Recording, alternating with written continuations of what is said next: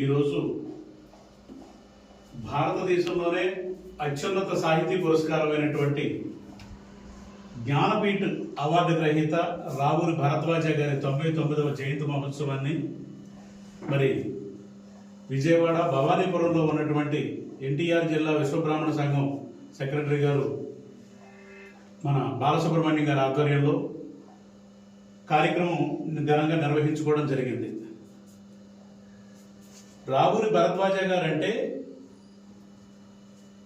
అణగారిన వర్గాల ఆకలి బాధలు, అంటరానితనం మీద, పేదరికం మీద ఎన్నో రకాల రచనలు చేసి, అదే కాకుండా పాకుడు రాళ్ళు అనేటటువంటి రచన ద్వారా భారతదేశంలో పోటీపడి అత్యున్నతమైనటువంటి పురస్కారం జ్ఞానపీఠు మన తెలుగువాడు, మన ఎన్టీఆర్ జిల్లా, మన విజయవాడ వాసి అయినటువంటి రావూరి భరద్వాజ గారు సాధించడం ఇది రెండవది.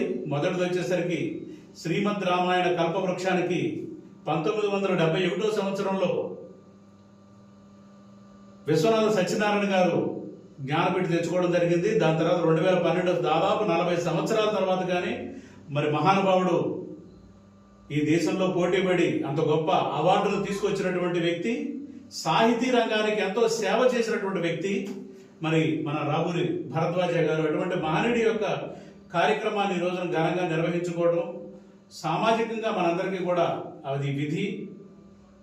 మరి అదే కాకుండా ప్రపంచం మొత్తం, దేశం మొత్తం గుర్తిస్తున్నా కూడా రావూరి భరద్వాజ గారిని మరి మన రాష్ట్రంలో, మన ప్రాంతంలో మన వాళ్ళు గుర్తించడం అనేది సాహిత్య రంగానికి ఒక గొడ్డల పెట్టలాంటిది. అటువంటి గొప్ప మహానుభావులను గుర్తించాల్సినటువంటి అవసరం ఉంది. ఈ రోజున 99వ జయంతి సందర్భంగా ఈ రాష్ట్ర ప్రభుత్వాన్ని తెలియజేస్తా ఉన్నాము.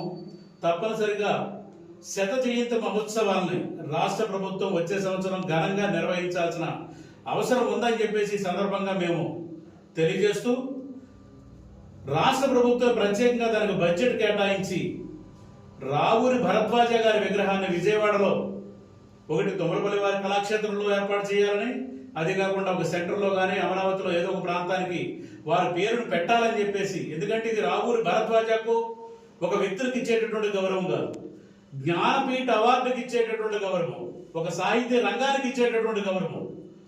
ఆ వ్యక్తులకి అంత గొప్ప సేవ చేసి అంత గొప్ప అవార్డు మన తెలుగు జాతికి తీసుకొచ్చినటువంటి వ్యక్తికి ఇచ్చేటటువంటి గౌరవం కాబట్టి దాన్ని తప్పనిసరిగా రాష్ట్ర ప్రభుత్వం పరిగణలోకి తీసుకోవాలని ఈ సందర్భంగా మీ అందరికీ కూడా తెలియజేస్తూ,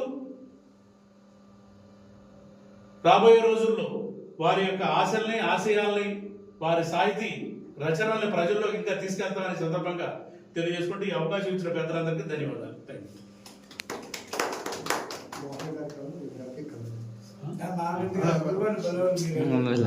యూ.